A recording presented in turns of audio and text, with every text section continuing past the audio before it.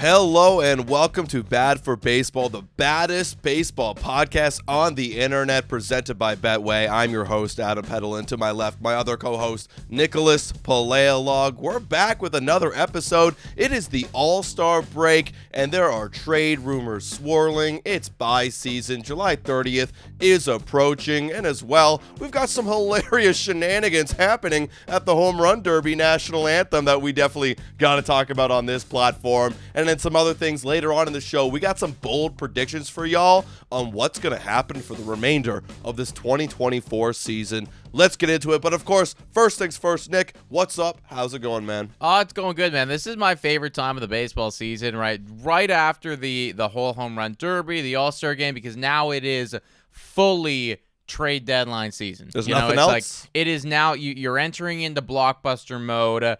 All of the exciting players on the bad teams, they could be in different jerseys in a week from now or 2 weeks from now, and that is where we're at right now. I was thinking back to how long we've been creating content for, and just, you always see the Barstool Sports guys do their their Mount Rushmores of things, and I was trying to think of my Mount Rushmore of all the biggest trades or signings that we've covered in the past, and there's been some good ones, man. We've seen Juan Soto leave before. We've just seen a bunch of good stuff, and considering what it is, the rumors that are circulating right now, we could have some other blockbusters going down in a few weeks. We could. It's an interesting season or a trade season, because you have so many contenders and so little buyers this year that it feels like it's going to be, an absolute death match to try and get some of these big guys, because there's a lot of big teams that need a lot of things, especially as you're about to see. Starting pitching is absolutely in need this year. Dodgers, Orioles, the Astros as well are now coming back into the picture. They need some starting pitching, and literally any team who is a contender could use a starting pitcher or two. And that is going to be such a free-for-all market, because you only have so many teams that actually have good starting pitching. 100%, dude. Just to your point there about how there's so many competitive ball squads right now. I was looking over at the National League, and this is nuts, man. You have three teams who are undoubtedly out of the race. They're done. Yeah. They're dead in the water. Yeah. Washington Nationals, Colorado Rockies, Miami Marlins. But then every single other squad, you got the Chicago Cubs, San Francisco Giants, Reds, Pittsburgh, Padres, Arizona Diamondbacks. Then you get to the teams that are in the wild card right now, being the New York Mets, St. Louis Cardinals, and Atlanta Braves. And we haven't even got to the division leaders. Right. All of those guys are just within a couple games of each other. Yep. Really not that far out at all. In the Chicago Cubs, yes, there is a mountain for them to climb. Yes, there is a lot of teams between them and a postseason berth. But they're only 3.5 games out of the wild card spot right now. And they've already been rumored to be interested in Toronto Blue Jays catcher Danny Jansen. So it's okay, you're already starting to see the evidence that they're not done. And they want to keep competing, whether it be this year or next year. And looking over on the AL side of things, there's only 4 teams really that are out of it. You could argue 5 as well, but the Cubs, the A's, the White Sox, the A's, the Angels, the Toronto Blue Jays are out of it now. Yeah. Now you have the Rangers. We're going to talk about this a little bit later in the show, but the Rangers are saying they want to be in it, being 4 games under 500. Craziness, but maybe not so much. We'll talk about it. And then you got the Tigers, who are 3 games under 500. So there's a lot of teams that are competing and a lot that are not. But also the other fact is, on all these uncompetitive teams, how many assets do they really have to trade? Some more than others. But that's the thing, is that there's not too much to go around for everybody. Exactly, right? And that could mean that, some of the guys that you are buying might be going at a premium. Speaking of one of those American League squads who basically out of the race, or at least they're being rumored to be in selling mode, Detroit. They have over there right now potentially the American League Cy Young. In fact, I think that he is the odds-on favorite right now to win Cy Young. Him or Tanner Houck. Actually, I have it right here. Tariq Skubal is, in fact, the favorite right now. It's him, then it's Corbin Burns, then it's Logan Gilbert, then it's Seth Lugo, then it's Garrett Crochet, then it is Tanner Houck. Wow, okay, Tanner Houck must have got roughed up a little bit.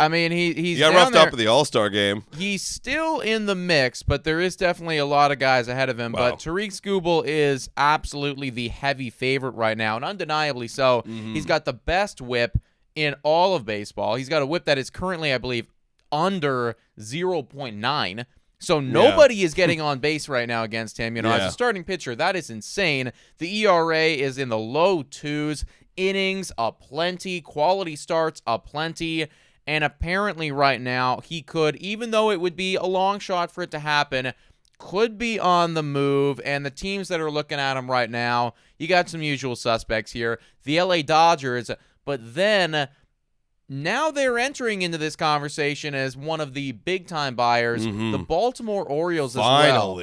Finally. Looking to cash in some of those prospect chips, man. Yeah. This is also this is coming from Tom Verducci from Sports Illustrated, that he did hear that the Dodgers and Orioles are confirmed that they're interested in putting together a significant prospect package for Skubal. And, you look at the Baltimore Orioles, the last 3 seasons, they've been ranked number 1 in MLB prospect rankings, and it's time to go spend them. I mean, you are already at a point when you look at their prospects where you have people like Kobe Mayo. He's just trying to get through and get up to the big league level, but he's a first baseman, third baseman, and we know that they're stacked in that position as well.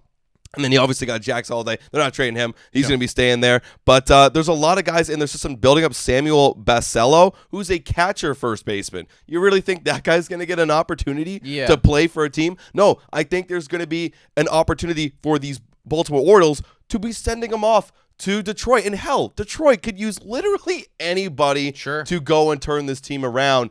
Now, the Dodgers, on the other hand, they still got a good system, but it's going to be tough when you're trying to compete for a guy like Skubal. If Tariq Skubal is going to be on the market from the Detroit Tigers, do you really think that they actually have a chance to make a competitive offer? Well, okay, yes, because it is LA, right? And LA still has a good farm system, right? We know that those LA prospects, usually they become something special. Obviously, they are in LA, so they get the best of everything. But, the Dodgers, they approach things differently. And when you have Shohei Ohtani on your team, you do approach things differently, right? It is win now. It is time to win as many World Series as possible in the next decade as you possibly can. You have arguably more than 3 Hall of Famers on your team, actually. Yeah, for sure. Definitely more than that. This is go time for them. And and I just see that if it comes down to a tit for tat, punch for punch, you're in, we're in, like, you put in some chips, we call you, right?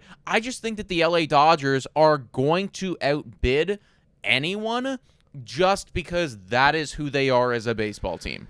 Potentially. I mean, the thing is with the LA Dodgers, if they put all their, let's say, assuming that, again, this whole conversation, Tariq Skubal is going to be up for trade from the Detroit Tigers, they are so injured right now in their pitching staff that, yes, Tariq Skubal is a phenomenal guy. He's going to be great. You're going to have him for 2 more years after this of control, and he's going to give you Cy Young caliber performances. But right now, looking at the LA Dodgers pitching staff, just for this season, Yamamoto 60-day IL, Kershaw 60-day IL, Emmett Sheehan 60-day IL, Tony Gonsolin 60-day IL, Dustin May 60-day IL, Glasnow just hit the IL, Walker Buehler's been ass, but IL. Maybe they come back next year and it's all fine. But for this season, it feels like they need to maybe be more economical with their prospects and potentially go grab a couple more guys to fill out the depth. I hear what you're saying, but I just don't know if I agree, man, because I think that, yes, now they are a normal baseball team, but they still have an amazing lineup, arguably the best lineup in all of baseball, right? You bring in Tariq Skubal to that, you're going to get Clayton Kershaw coming back relatively soon. Now, we don't know what he's going to be right at, but, that's a Hall of Famer right there. I do anticipate that he will be, at the very least, serviceable. You should get Yamamoto back at some point this later season, down the line, but that'll be for postseason, right? Because you're going to make postseason, right? We're not even thinking about regular season anymore if you're the Dodgers. You're just thinking about, we're trying to win in October. We're trying to win in October. You got a good division lead. We're trying to win there. You'll get Glasnow back as well. I mean, it's weathering the storm right now. That's what it has to be. But you get Tariq Skubal in, that guy is going to be incredible. And then on top of that, like you said, you will have him for 2 more additional years. Can you imagine what their pitching staff would look like walking into next year? Yeah, I know it'd be incredible because you got Ohtani, you got Yamamoto, you would have Skubal, you would have Glasnow. Yeah, it'd be great. But you're right, they got to weather the storm because right now I'm looking at a team in the last 30 days that is one of the worst teams in baseball in terms of ERA. I just had their stats right here. Yeah, they're 27th in baseball. Yeah, and they have a 5.29 ERA in the last 30 days. So they gotta one guy for sure, amazing, love the trade.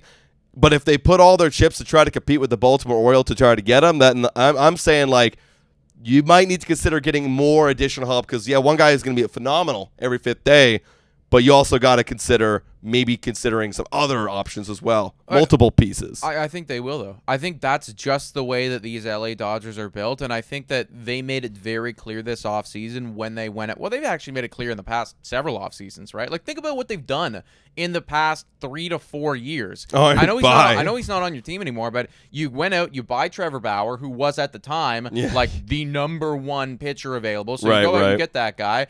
You also – they're not on the team anymore either, but you traded for Max Scherzer, you traded for Trey Turner, right? You did that, so that was a thing that and then you got those guys away. You traded for Mookie Betts, you signed Freddie Freeman, you signed Shohei Ohtani, you traded for Tyler Glasnow, you signed Yamamoto. There is no end. There is no end. They will get Skubal, they will get other guys. They don't give a fuck. Well, the great thing about this is look, if they don't get Skubal, because again, you're up against the Baltimore Orioles. That's another piece of this. They will. I mean, if there's a equivalent. Okay, we got Orioles prospects, or we got the top Orioles prospects, or the top Dodger prospects. I got to go with the Oriole prospects. They're just way if you give 2 top guys in the top 15. You're looking at that catcher. You're looking at you look at Colby Mayo. I mean, I got to be looking at that right there. Looking at what the Orioles have done. So just in that regard, I do think if this is going to be a heavyweight matchup for Skubal down the stretch, I'd give it to the Orioles. But the Dodgers, you go get some other guys. Go get Jack Flaherty. Go get some other pitchers on the market as well. Fetty, go get that guy. Go get some other guys. You can go make it happen. I hear what you're saying. I think, though, for me, it just comes down to a mentality thing. And I think that the Baltimore Orioles, even though they went out and they did make a buy in Corbin Burns, if I had to put money on whichever team is actually going to, fit the bill here for Tariq Skubal, it's the Dodgers for me. It is I know that you're right. Pound for pound, do we have more assets in Baltimore to give away? Sure. Are we willing to give them away as much as the LA Dodgers are, though? I don't think they are. We got to see, because, again, new management, new ownership. We got to see. They already made the trade for Burns, like you already brought up. And for me, the Orioles, what's left for them to really complete on this team? There's 1 or 2 rotation spots. Right. And maybe 1 more bullpen arm, and that's it. That's it. Whereas the Dodgers, you got a whole rotation. You got about 2 or 3 spots to fill out this season. And then you've got to think a little bit more about the bullpen, too. The lineup's fine. But, they're a little bit more behind where the Orioles are in terms of being a quote-unquote complete team. I hear you. No, I do. I certainly hear where you're coming from. I'm just looking at the last 5 years, and I'm going, if there's a big name, they're going to L.A., they're finding a way. That's just what they do. Granted, last year there was another squad that actually kind of firmly entrenched themselves in the LA mindset, where it's buy everybody, trade for everybody, and it worked. They win the World Series, they get themselves a chip. Texas Rangers is obviously who we're talking about, but this season you get the hangover going on. It hasn't looked as good as it did in 2023. But that might not stop them, man. That might not stop them, because they are now looking to potentially buy in again. Yep, Rangers general manager is hoping to be in a position where they can buy. Now, obviously, they're not so much in a position where they can buy. They're 4 games under 500.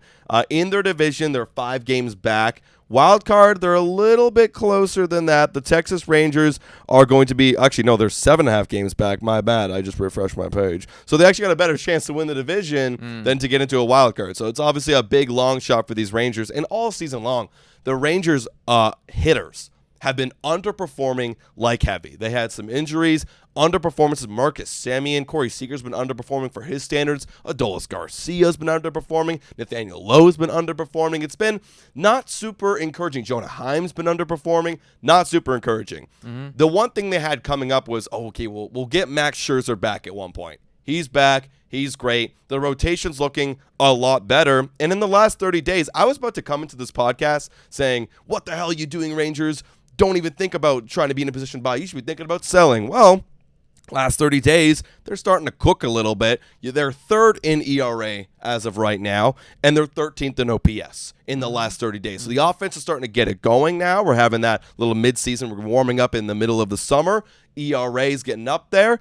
I think right now, and when you look at their roster too, they're only a couple buys away from being a quote-unquote, again, like kind of complete roster. Granted, their guys have to perform. They got to get a corner outfielder right now. They need some outfield help out there.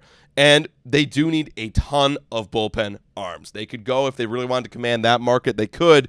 And they got a ranked 7 farm system, the Texas Rangers. So it's not out of this world to say, like, they wouldn't be in a position to buy, especially, like, I'll let you give your thoughts on this a little bit, but their upcoming schedule is pretty nice. What do you think about these Rangers, Nick? I don't believe in it. I don't believe in it, man. I see what it is that you're looking at, and when we go just based on a vacuum, looking at the last 15 days, sure, they've been pretty good at baseball, but one of the best. Looking back at the season as a whole here, I mean, in May they had a record of 11-16. Absolutely. In June they had a record of 11-16. Yep.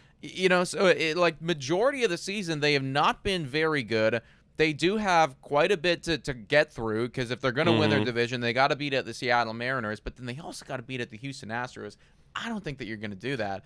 It'd be the Mariners for me. The Mariners would have to have a collapse.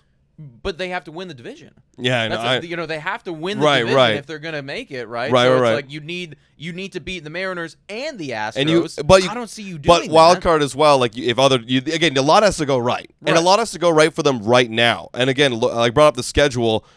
I mean, they have to be in a position to buy. They got 3 games against the Orioles starting tomorrow, and then you have 4 games against the White Sox. That's where you can go on a tear and prove yourself. And then you have 3 games against the Toronto Blue Jays. So if you manage to somehow win the Orioles series, you could go on a tear, destroy the White Sox, destroy the Blue Jays, and then I think that this management, this GM, if they saw that, that's enough for them to go, well, we spent so much money, we won the World Series, no way are we selling. We're going to buy back in.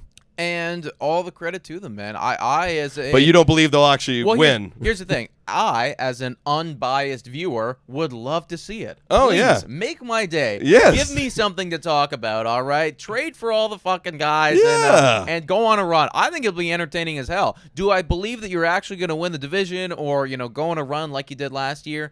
No, I don't. I just think that you don't have that magic that you had in a bottle last year. I'm looking over at the Houston Astros in that division specifically, and I'm thinking to myself, they are alive right now. You have woken up a beast, and I just don't see how you'll be able to get through them at all. So I don't believe in this team or the mentality of going in to buy. Do I want you to do it? Be my fucking guest. I mean, it's one of those things where when we were looking at the Astros, granted they have the track record to back it up, that they're gonna turn it back around, but they were ass.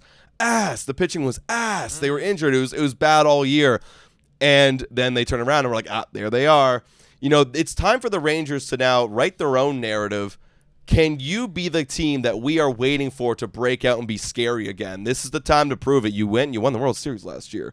When are you going to turn around and become a great competitive team? Is it going to be this year? And you're saying next year. I'm saying next year, man. I'm not buying in and saying like, hell yeah, Rangers are going to go and win it all. I'm saying like they have a chance that they might convince themselves to buy, and there's nothing more satisfying than an outside fan watching another team go buy and then like lose. It's just like that's the worst thing ever. Stop playing like Texas Rangers, like trying to put yourself in their mindset, and then just as do you think that this would be the right move for them to do it? Well, I actually do think it would. You have to wait and see. I wouldn't go sell heavy. It depends on the kind of assets. I'm not too familiar with who their 1-year guys are, but I just wait till the final couple days. I'm not selling off like my big guys, my big name dudes at all. Like I'm keeping we're running it back next year because there is potential there. I mean, hell, we were Toronto Blue Jay fans. At least they're turning it on. The Blue Jays have never turned it on. It's a clear sell. Whereas they like, oh, we have something here. So let's see how this next week plays out. Am I going to buy Skubal and all these guys? Probably not. Because, again, like I look at the roster, and they're only a couple pieces away from having a chance down the stretch. I mean, again, like you don't have to buy a corner outfield. That'd be luxury. But if you went and bought like a couple bullpen guys, maybe with some multiple years of control, like a Chad Green, for example, on the Blue Jays, it's like, okay, well, you didn't. You gave yourself a chance. You didn't go sell heavy mode, but now you have a chance to compete again next year. That's where I'd go. And I agree with you. I think that, very rarely do I say that I want somebody to hold, right? Because usually I'm one of the extremes. I'm like, sell everybody or buy everybody, right? Typically I want to see one or the other. But Texas Rangers, you won the World Series last year. You still have on paper what is supposed to be a very good roster, and you've already invested tons of trade capital and just financial capital in this organization as a whole. That's right. Hold. Just hold. Maybe you're right. They have been good in the last 30 days. They've been 8-4 in July, right? So this team won a World Series last year. You could still do it. You will get Jacob deGrom back eventually. I completely forgot that he was even a baseball player in MLB because he's been living on the IL for so long. But that will obviously be a big piece. Tyler Mahle as well. Yeah, he will be coming back. Right, forgot about him completely. So just my mentality is, if you're the Texas Rangers, you're doing something right now. Just hold, see what happens. Yeah. Maybe you get lucky. Maybe you sneak into a wild card. If not, guess what? You got a fucking banner sitting up there, and you're gonna come back even better next year. That's it. You signed Marcus Semien to 7 years for a reason. You signed Corey Seager to a long-term deal for a reason. Just keep playing. Now, there's another team out there. Went to the World Series last year. Faced this team. Actually, that's kind of funny. I didn't realize we're talking about both of the World Series teams last year. The Arizona Diamondbacks are starting to cook a little bit. They've been going on a bit of a heater. They smoked our Toronto Blue Jays right before the All-Star game. That's not that hard to do. That's not that hard to do. But they're 6-4 in their last 10. They've been cooking. They're now over 500 for the first time in a long time this season. Tell me about those Diamondbacks, and are they gonna be competing? Because they're second in the NL West. I know. They're second. That's the thing, man. Like, they're out here actually doing a little work, man. And I'm excited to see them back in this spot, because the Arizona Diamondbacks, when you look at their roster, when you look at the way that they play and just their guys in general, I think that they are right up there as being one of the more exciting young teams in baseball. Have we seen the Corbin Carroll that we expected this year? Absolutely not. No. And you can say that for a lot of the guys on their roster, but similarly to last year, maybe they could be a little Cinderella story, right? I think they won, 84 games? 84 games last year? Yep. Snuck into the wild card right at the end, and they went on a bit of a run. This team has been known to catch lightning in a bottle, and when they are playing their best, they are right up there with the best of anybody in MLB. I'm certainly not saying that the Arizona Diamondbacks are going to do exactly what they did last year and completely come alive and do that World Series run again, finish what they started in 2023 and get that ring.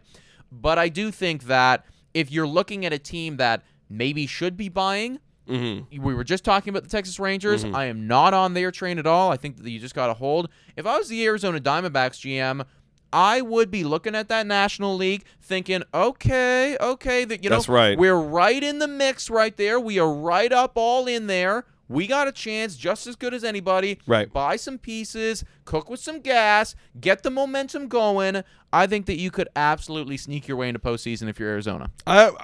I can't argue with that. I mean, I look at their roster. Yes, they have a lot of guys filled out in this lineup. Some are overperforming, some are underperforming, like Corbin Carroll. But they definitely, absolutely, without a doubt, need starting pitching. And that starting pitching mark is going to be insane. Like, they need starting pitching badly. I look at who they have. Zach Gallen's obviously a beast. Brandon Pfaadt, who had a little postseason runs Cinderella story. He's got a 3.97 ERA, not great, not bad. Reed Nelson, he's got a 4.98. They need to fix that up. Jordan Montgomery's been a bust and a half. Screw you, Scott Boras. Sorry for actually convincing everybody that you'd have Montgomery and Snell bring you and make your team a next level. That's a whole other conversation. But wow, that was a bust. I think MLB teams have learned their lesson. Oh, they've learned their lesson. I think, and I anticipate this upcoming free agency, we are going to be done. Everyone's going to be signed, locked in, ready to go January 15th. Yep. There's not going to be anybody else available. Nope. Okay, January 15th, that's the date that I have in my mind going, all right, everyone's on a team. Yep. We're all going to take a month now and chill, and then we'll go play baseball, and you don't have to think about it anymore. Because it's not even the teams that want to do that either. I think it's the agencies too, because now they see, oh, shoot, my player will lose value if I wait that long. Yeah. There's more. It's more than one case study. That's the thing. I don't want to get off topic too much here, but right. It's clear that this past season, Scott Boras was pushing his luck, yes. going, okay, we got some deals on the table, but let's just keep waiting. And MLB teams as a whole was like, fuck this, let's call him on his bluff. Right. We don't need your guys, actually. Yeah. And, and then just, moved on with their lives. And Scott Boras was like, wait a second. Yeah. Everybody. I still got these elites over here. Yeah. And they signed them to something that they probably never should have signed in the first place. place. No, they were monster deals, well over $20 million each per year. Yeah, but bad in terms of what they could have gotten. Right. It's Matt Chapman was looking at a deal, for instance, and I know we're talking about pitchers right now, but Matt Chapman was looking at a 115 or something, from he was the offered Jays by the Blue Jays. Exactly, someone else would have done that. Didn't even get close to that, and similarly to Jordan Montgomery and Blake Snell, right? It just never happened for them.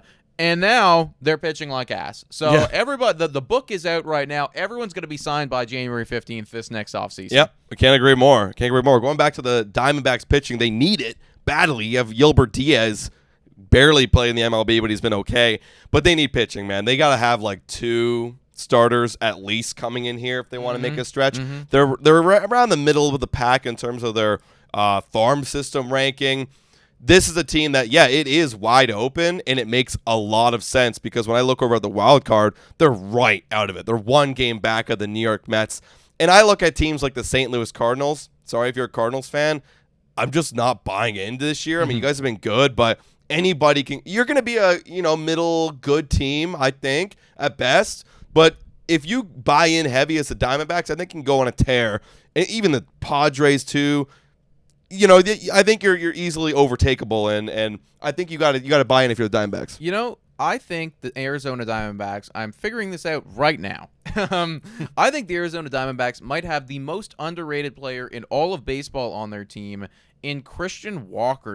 Dude. I'm looking at his numbers right now. He's got in 2022, Gold Glove, finished with a 804 OPS right there, played in 160 games. So Gold Glove first baseman, very solid with the bat, on the field basically every single day. 2023, 157 games played, so once again, extremely healthy. Another Gold Glove, finished with an 830 OPS. That year he had 33 home runs. The year previously in 2022, they didn't bring this up, 36 home runs. So back-to-back seasons with over 30 bombs and Gold Gloves. And this year has played in every single game, 97 games, leads MLB, has 22 bombs, so well on pace to surpass 30 bombs again, and has an OPS of 837. And I would imagine, I haven't looked at the numbers, but I'd imagine that defensively speaking, he is doing probably what he's done in the past 3 years. This guy is so fucking underrated. We got to talk about this guy more. Dude, this guy's 33 years old. He looks like he's a late bloomer. I mean, he had that one 2019 year of 824, and then, he fell off in 2021.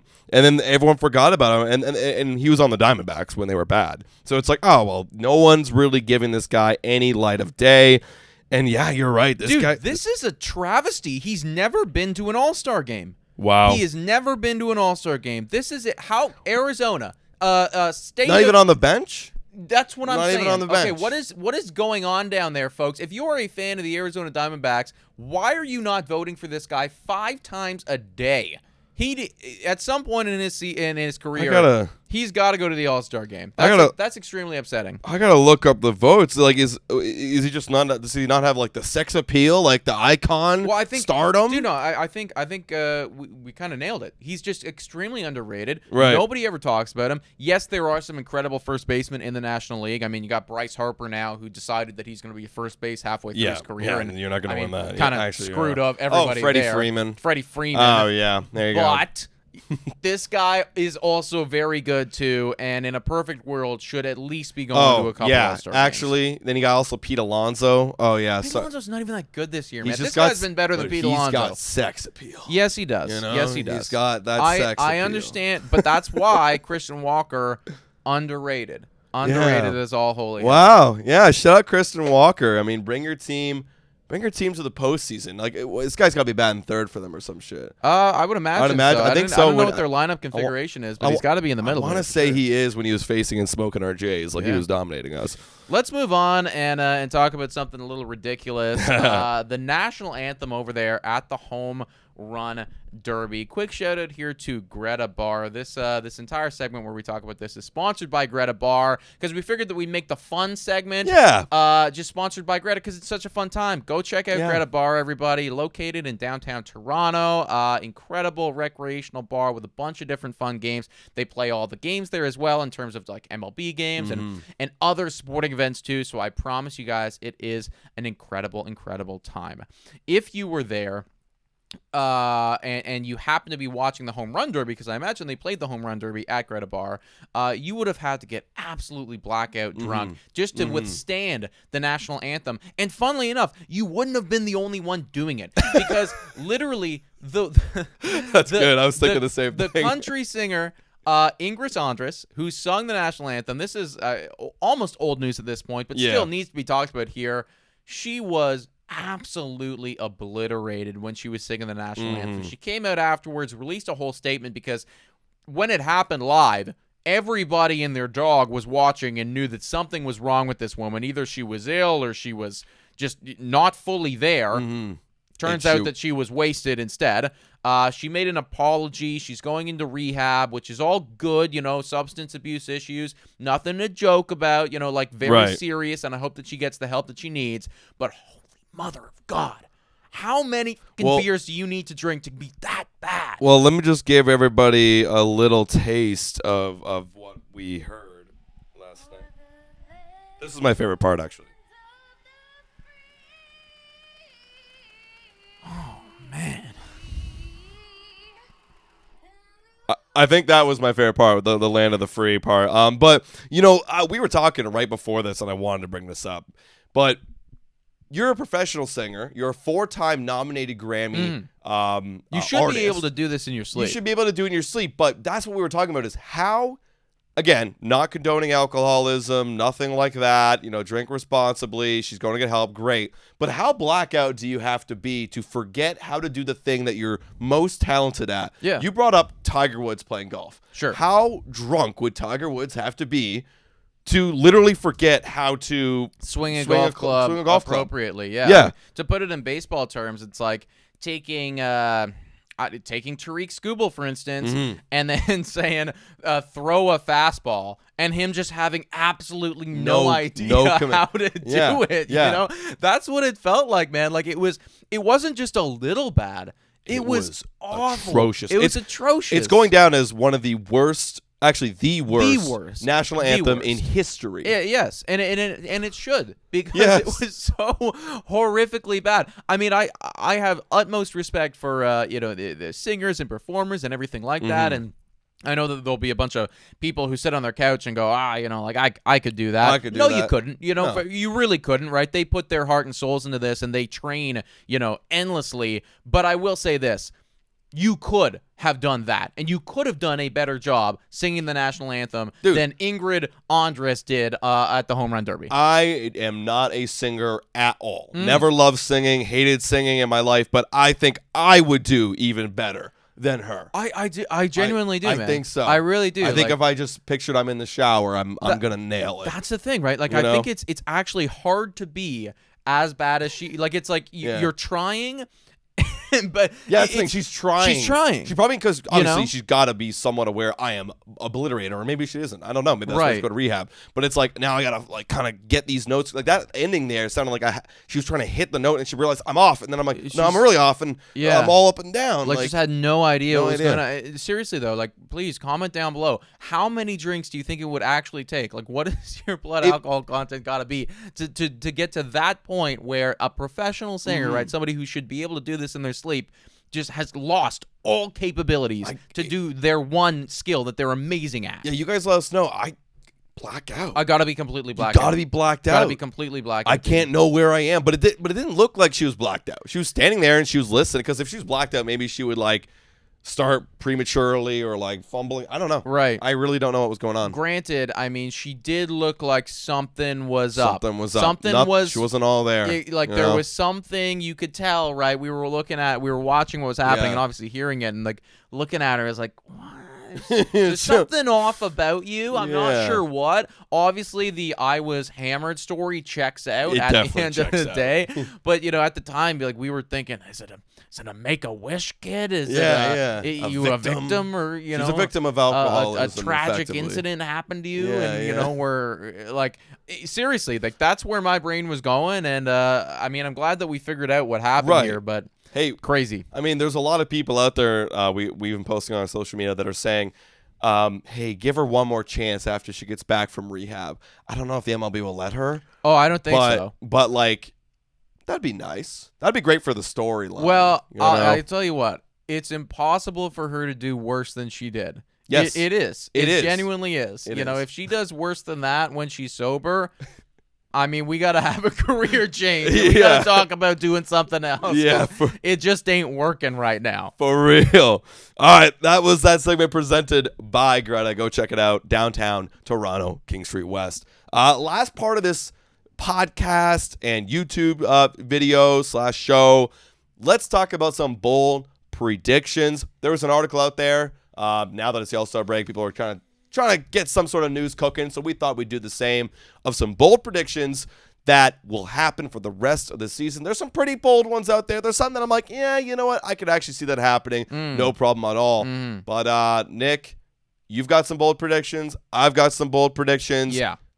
Let's start it off. Well, I got a couple that I cooked up for myself, but I do want to talk about one that just kept coming up. There was like a couple different articles just talking about like 8 bold predictions or 10 bold predictions or whatever, and one that was just universal was Ellie De La Cruz that's the one. swiping 80 bags. So I cannot take credit for this at all. Like, this is something that a bunch of people have been talking about, and like, that's wild. For starters, that is insane that he is doing that. And I feel like we're not even talking about how just wild of a season he's having right now. The fact that he's currently got 46 stolen bases, which is well eclipsed his season total last year. Right? He comes up as this, shockingly amazing rookie and steals 35 bags and, like, looks incredible. Well, he's got 46 in less games this year. Yeah. And now people are talking about him going and getting 80.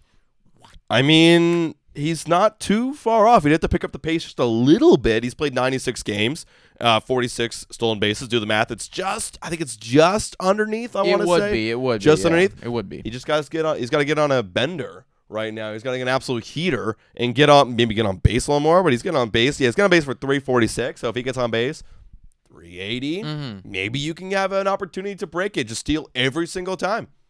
I don't think that's that bold. Well, okay. I mean, I think that hitting 80 would be wild. I mean, if I had to bet my life on it, I probably wouldn't, just because it is very, very difficult.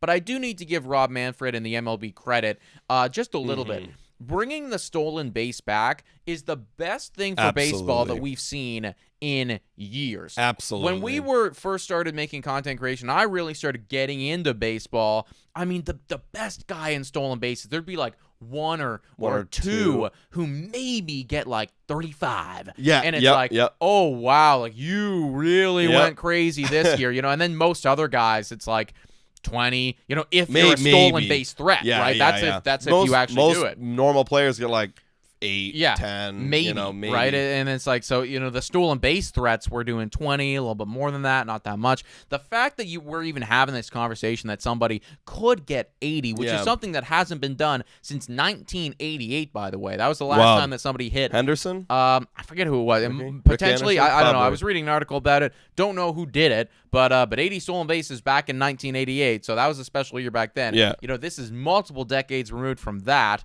If we could actually have somebody do that, that is so good for the game of baseball, and I'm so happy that now you're getting this new style of player this new exciting baseball player like an Ellie De La Cruz, who is hitting for power, but when he is getting on base, like if he hits a single here, he's got... How many hits does he have? He's 92 hits right now.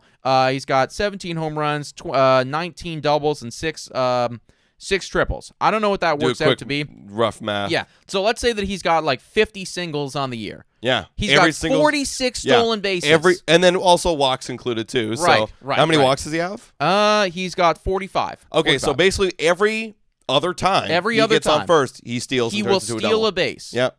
That's crazy. That's insane, right? And not to counter the whole, I love stolen bases too, but like for pitchers, I've been watching this.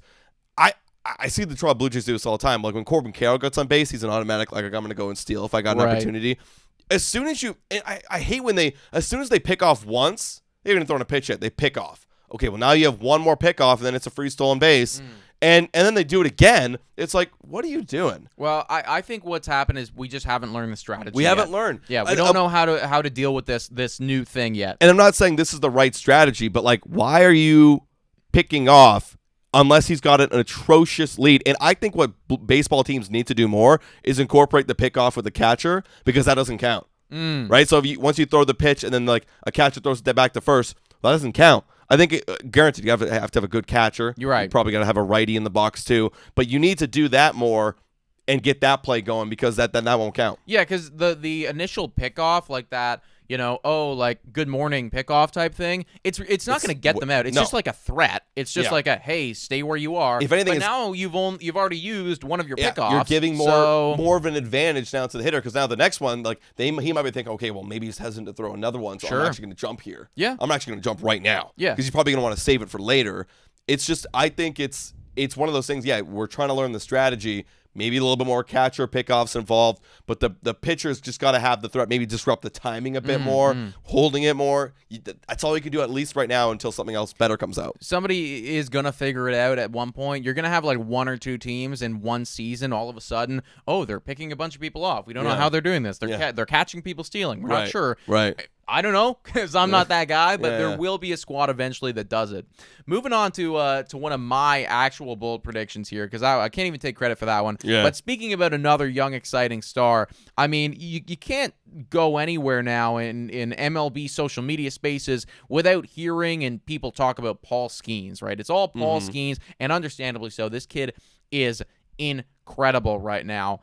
Currently on the year, Paul Skenes has a 1.9 ERA. This is insane, by the way. The kid is 22 years old. 22 years old, drafted last year. On the season, has a 1.9 ERA, has in 66.1 innings pitched, a whip of 0.92, and a WAR of 3.2. That's wild. A WAR of 3.2. That is more than Chris Sale, more than Zach Wheeler. These are the other guys that he's competing for in the National League Cy Young. And that is why my bold prediction is that Paul Skenes is going to finish the year with the highest WAR out of any National League starting pitcher, will win Rookie of the Year, and then also will be winning the Cy Young Award as well. That's wild. Who else is up there for Cy Young? So right now, looking at the odds, I got the odds right here for National League Cy Young. It's Chris Sale, and it's Zach Wheeler, and then it goes Paul Skenes. That's insane. And he already has,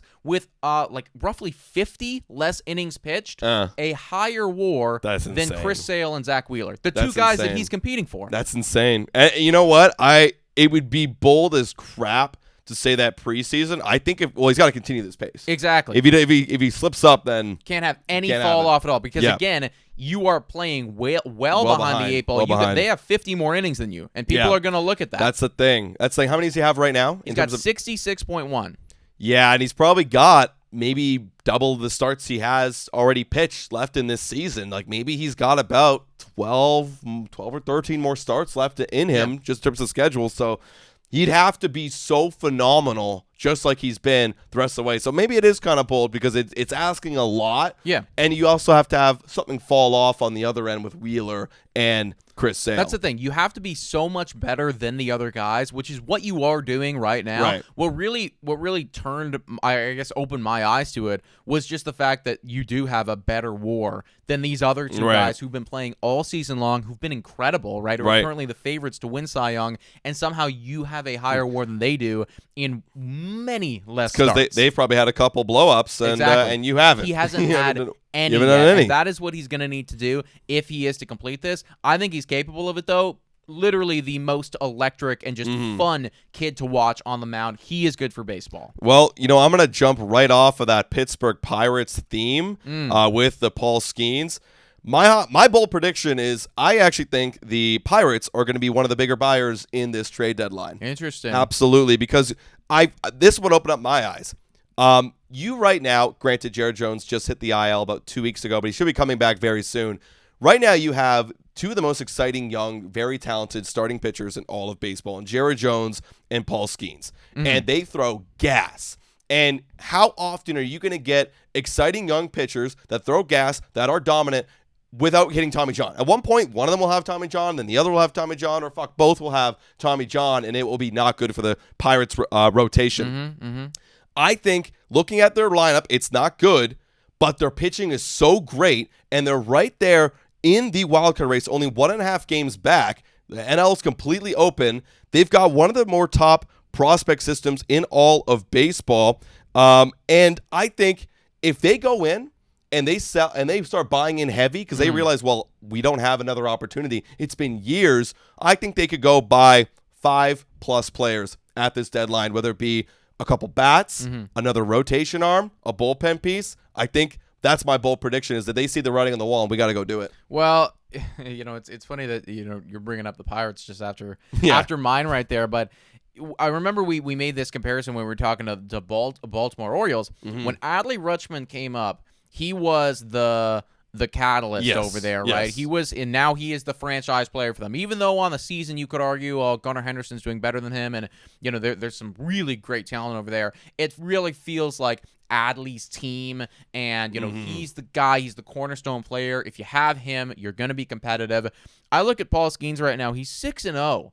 A win-loss record. So clearly, the second that this guy came up, it's like, oh, now we're winning games. Now we're doing good. Obviously, he's been incredible, but it's really changed that mentality over there. And you're right, they're not that far away from being in a wild card spot, which is a position from a Pittsburgh Pirates standpoint that you have not been in years, right? You don't know when you're going to get this opportunity again. Fuck it. Go buy in. Try to get yourself a postseason berth just for the city of Pittsburgh. Those fans over there. Oh, they need it. That is something that they would absolutely eat up. See, they definitely got to get bats because it's Reynolds, and then it's a huge fall off. It's a massive jip. Yeah. It's like, then you've got O'Neal Cruz, and then you've got Connor Joe. Rowdy Tellez is like floating around there. He's got 680 OPS. But, you got to be able to add a couple bats because their pitching is pretty good. And if you go add a couple, that's why I think they're going to make 5+ moves. They realize, well, fuck, like this is it. Let's go make some moves and go make some long-term moves too. Like go add a guy with a couple years of control and go sell off, a little bit of the farm. The farm hasn't been working. You've been trying to rely on the farm for the last 10 years and it hasn't worked. Switch up the strategy. You got enough guys here in the pitching side of things that actually hit. Go buy and go in this trade. Yeah, I mean, because right now, actually, just I guess to kind of push back on your point, the farm is just starting to work. It's just starting to get a couple guys. Fair enough, yeah. Right? So go sell the guys. Like most of the time, your position player development has not been good. Go sell it off and go get some guys in the trade deadline that are proven MLB players. All right. I got another one. This one's pretty. This one's kind of spicy, but like I'm cheering for it, folks. I am really cheering this one on. Chicago White Sox. Abysmal at baseball this year. Just atrocious. My bold prediction for the second half of the season is that the Chicago White Sox will continue their torrid, just toxic spew of shit all over the field. And after they sell people off, because they're going to be selling people off, Garrett Crochet, Everybody. maybe even a Louis Robert Jr., anyone who is anyone on that team is going to go. Right now, the Chicago White Sox are at a record of 27-71. That's gross. Oh my gosh. I don't think that they're going to hit 40 wins this year. I think that they finish below a 40-win total, which would, and I'm looking back at it right now, in the modern era of baseball, so from 1901 to present, that would then put them in the bottom 5 worst teams ever in history. So I think the Chicago White Sox will be a top 5 worst team of all time ever. So they have 98 games played, so they need to play 64 more games. So you're saying in that stretch they can't win 40. No. So they have 12 max. Yeah. And what I say, 68. So they'd have to go 12-56. Yep. And it's possible if they sell their only guys that are actually good. Well, listen, man. So they have this is really interesting.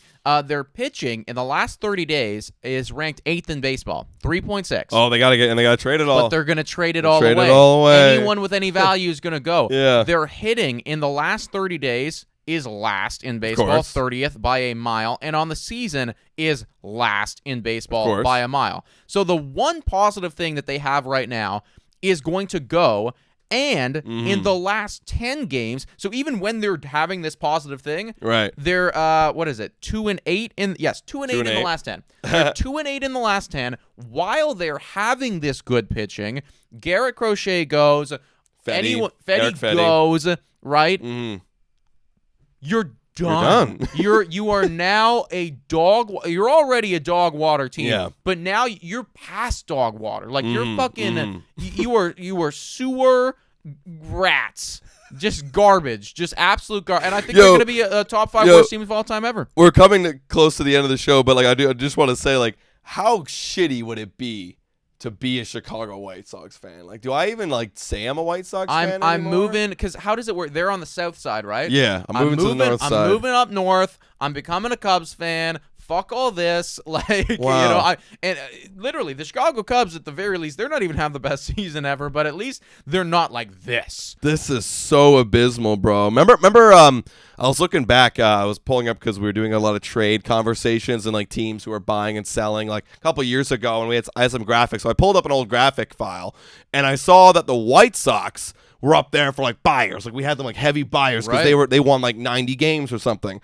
Jesus Christ! Oh, it's been a Mount Everest level of cliff fall off, terrible. It's awful. There was a time where I thought that they were extremely exciting when you had Abreu and when you had a young Eloy Jimenez and a young Louis Robert Jr. and you still had oh God, what's his goddamn name over there? Who was really good at baseball, pitcher for a while. Oh, I know who you're talking about. He had a great fastball. Yeah, fuck. You chirped him one time in the stands. Yeah, can't remember his name right now. But like, you had a squad that you could have built around, and whether it be horrible, it's a mixture of everything, right? Bad performance, bad development. Dylan Cease, yes, incredible. And then also, who was the other guy too? It was another player. There was they had a decent amount of guys. Here's the thing: they're all gone now. there was a really good team over there, and they just completely have fallen off of a cliff. So Chicago, I'm sorry that I had to do this to you, but you've kind of done it to yourself. I think that you will finish as a top 5 worst team of all time ever. All right, and then lastly, I'll give out mine really quick because we're almost done here. Not too much explanation, but I've got the Atlanta Braves are actually going to win the NL East. I don't buy it. Well, that's why hey, listen, I'm not saying I'm buying it either. I'm just saying it's a bold take because I look over at the NL East and the Atlanta Braves, they're looking, guess what, to buy in heavy again. That's what AA does. Maybe there's some bias there from Blue Jay fans, but 8.5 games back, they'd have to go on a tear. They're actually one of the best teams in baseball right now. Looking over at the Braves, they'll win the division by 1 game. They're going to win the division by 1. So you're going to need a dramatic fall off from the Philadelphia Phillies. Yep, they're going to have to get cold, and the Braves are going to come back, and they're going to get hot, and they're going to go on their Brave stretch, and they're going to get hot again, and everyone's going to turn around, and they're going to be on their run, and that's how it's going to be. Well, I'll tell you what, man. Like, from a betting standpoint, I would really love that because I am actually riding with the bet that they do win the division at the end of the year. And then Phillies are second. But, I just don't see it happening at this point. I just think the Phillies are – because also, too, you're saying, the Braves are going to buy. Agreed. So are the Phillies. Phillies are also going to buy, That's Yeah. the thing, right? It's not like they're going to be like, okay, you go by Braves. We'll Right, just right, be here and watch and wait while you come for us. Right, No, right. They're going to buy in heavy too. And I mean, the Philadelphia Phillies, now that Bryce Harper's back and everything, I just see them coming away. Here's where I based it off of. They're the best pitching team in baseball in the last 30 days by a long shot. They have a 2.67 ERA. Okay. Like, it's like the pitching is carrying them, and they're going to buy. They have to buy outfielders because no Ronald Acuna Jr. They're going to buy in. The pitcher's going to carry. They'll buy a couple more because AA will never let this happen, and they're going to come back. They're going to come back. That's it. That's all. I'm not saying I believe it. Right. I'm saying that's the bold take. I think that they'll be. I'll give you this much. I think they'll be closer than 8.5 games back. I don't see them winning the division though. 3.5. They go on a big tear.